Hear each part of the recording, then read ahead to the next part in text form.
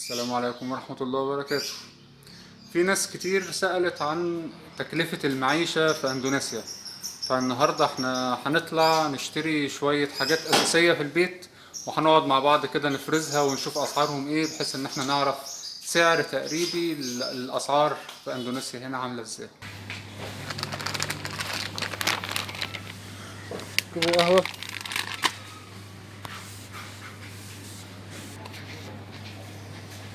والشاي وشاي.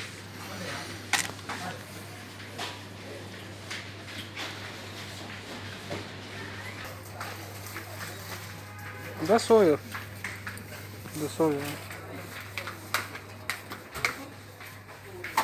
دي صلصة طماطم.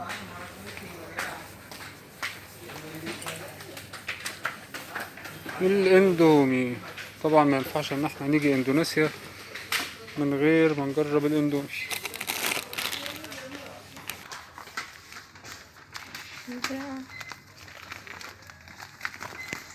ده السكر وده الزيت، والاسعار ده ب25. احنا كده كده لما نوصل هنعرف الاسعار ايه. هو ده بكام بقى؟ ده ب11. ده العيش اللي موجود، لان هم بياكلوا رز.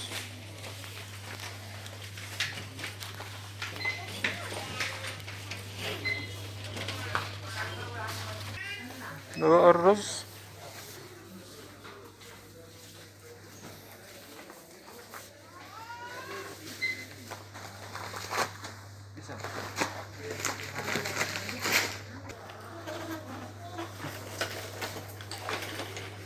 احنا خدنا 5 كيلو،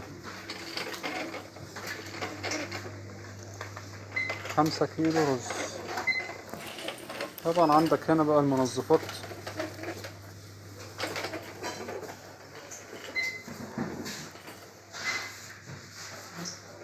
وده الشامبوهات.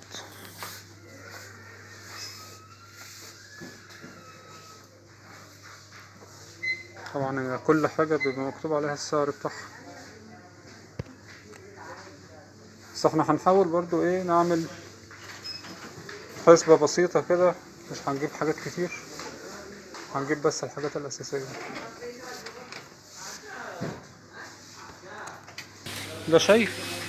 طبعا الشاي هنا مشروب رسمي، فانت ممكن لما يجيلك ضيوف تقدم لهم الايس تي ده.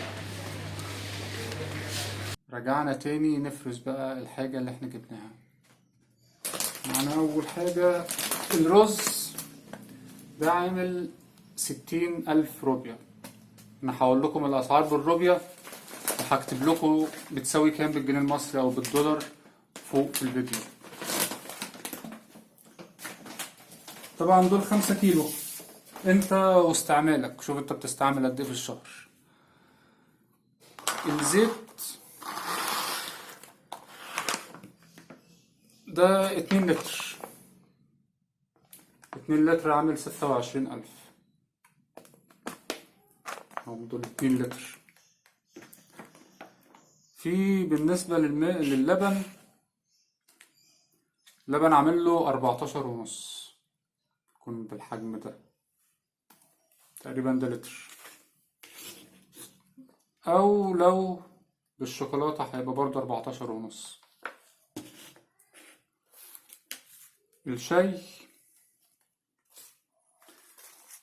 ده ب3 آلاف، ده شاي ده بالفانيليا، بس 50 جرام بس، ال50 جرام ب3000.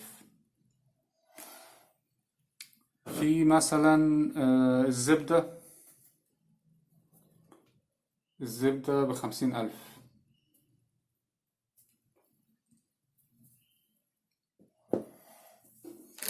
معانا ايه تاني؟ السكر ب12,000.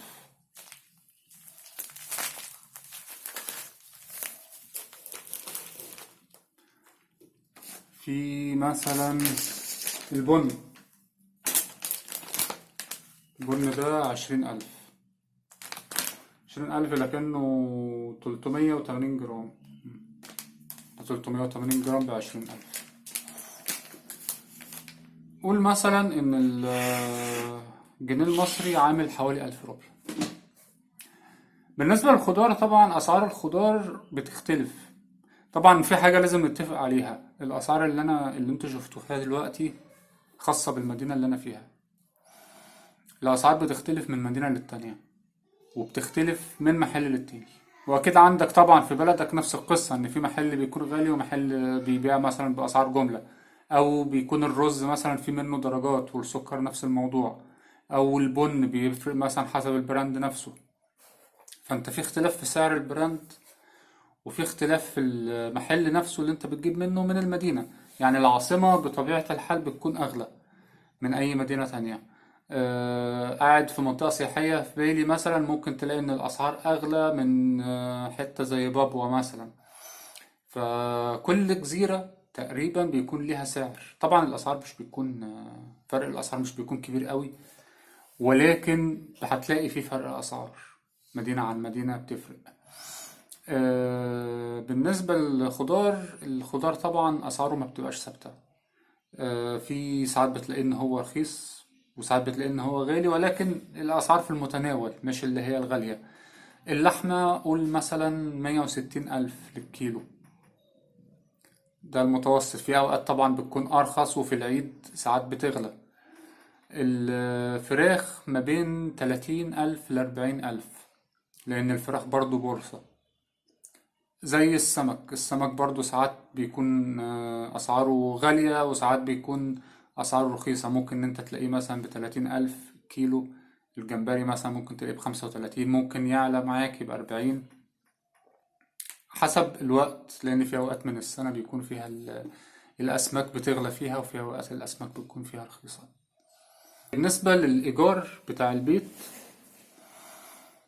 إيجار البيت برضو بيختلف من المدينة اللي انت هتقعد فيها، هتقعد في مدينة ايه، وبيختلف من المنطقة، لان كل مدينة، يعني لو انت هتحجز مثلا هتاخد في اي مدينة معينة، المدينة دي لو انت هتاخد في السنتر، الاسعار هتكون اغلى من ان انت لو خدت بيت متطرف شوية. ولكن في الغالب الاسعار بتاعة السكن في المتناول، طالما ان انت بعيد عن المناطق السياحية. ما انت ما تروحش مثلا تقول لي انا هروح اسكن في جاكرتا في نص البلد، او في سورابايا مثلا في نص البلد، وتقول لي انت الاسعار غالية وانا بدفع مبلغ قد كذا في الشهر او مبلغ قد كذا في السنة. لا، انت ممكن لو في قرية في جزيرة هادية، ممكن ان انت تلاقي بيت مثلا ب10 مليون في السنة. ممكن الرقم ده يوصل معاك ل10 مليون في الشهر. لو انت هتحجز في اماكن معينة في جاكرتا، احياء معينة في جاكرتا، ممكن ان هي توصل 10 مليون في الشهر. وفي مدن تانية برضو تكون اغلى. فانت السعر بتاع السكن ده مش هينفع ان حد يحددهولك، لان حسب المدينة. يعني انا بسمع في المدينة اللي انا قاعد فيها، انا قاعد في مادورة في سوميد، المدينة اللي انا قاعد فيها في بيوت ب10 مليون في السنة. وفي بيوت تانية في سورابايا بيدفعوا ال10 مليون دي في حوالي شهرين، يعني في الشهر 5 مليون في الشهر. فانت تمن بيت في السنة ممكن تدفعه في شهرين في مدينة تانية. فانت لازم تحدد المدينة اللي انت هتستقر فيها الأول، علشان تقدر تعرف انت هتدفع كام بالظبط. طبعا الأكل اللي بيكون حسب استهلاكك، فما ينفعش أقول لك انت هتاكل هتشرب كام كوباية قهوة وهتاكل كام طبق رز. فانت حسب استهلاكك. المية والكهرباء كذلك حسب استهلاكك. انت ممكن تدفع 100,000 كهرباء بس لو انت عندك مروحة، وما عندكش تلفزيون، ما عندك جهاز كمبيوتر او لابتوب، ومفيش تكييف. انما طبعا لو انت بقى هتجيب تكييف، وعندك مثلا كذا اوضة 3 اوض ولا حاجة، وكل اوضة هتحط فيها تكييف، فانت ممكن ان انت تدفع، لا ممكن تدفع 300، ممكن تدفع 600,000، برضو حسب استهلاكك. المية نفس الموضوع، بس المية هنا أغلب المية مش بتتشرب، فأنت لازم بتشتري مية معدنية. برضو حسب البراند بتاعها، بس هي مش غالية. يعني بتقول مثلا إن اللتر ممكن يقف معاك ب2000 أو حاجة. ممكن إن أنت تجيب إزازة كبيرة 5 لتر ب18,000. المية مش هتكون مشكلة. المية والكهرباء دول حسب الاستخدام. بالنسبة للمعيشة التانية هيكلفك كام؟ بالنسبة للتوتال هتحتاج كام علشان تعيش؟ هقول لك لو في منطقة مش سياحية ومش مدينة مركزية، لو قاعد في قرية من الآخر يعني 2 مليون ممكن يكفوك انت ومراتك. انما لو انت هتقعد في بالي، في جاكرتا، في سورابايا، في مدينة رئيسية، 5 مليون يدوب. فانت 5 مليون، ممكن كمان 5 مليون دول ما يكونوش شاملين حاجات زي الانترنت مثلا. ولكن لما تيجي تسأل انا هتكلف كام في المعيشة، انت حسب استخدامك وحسب اكلك. وانت برضو، لان كل واحد بياكل غير التاني. لو انت هتيجي ان انت سائح وعايز تتفسح وعايز تخرج وهتقعد كل يوم تروح هنا وتروح هناك وتشتري لبس وتروح تاخد دي يوز في فنادق هتصرف. انما لو انت هتيجي هتتعامل ان انت واحد من اهل البلد، هتشتري من السوق وهتطبخ في البيت، هتوفر. فهي برضو حسب انت هتعيش ازاي، او الفترة اللي هتقعد قد ايه. طبعا انت لو هتقعد شهر، شهرين، 3 شهور، اكيد هتكون ان انت بتتعامل ان انت كسائح وانا عايز كل يوم هتروح مكان وكل يوم اشوف جزيرة شكل.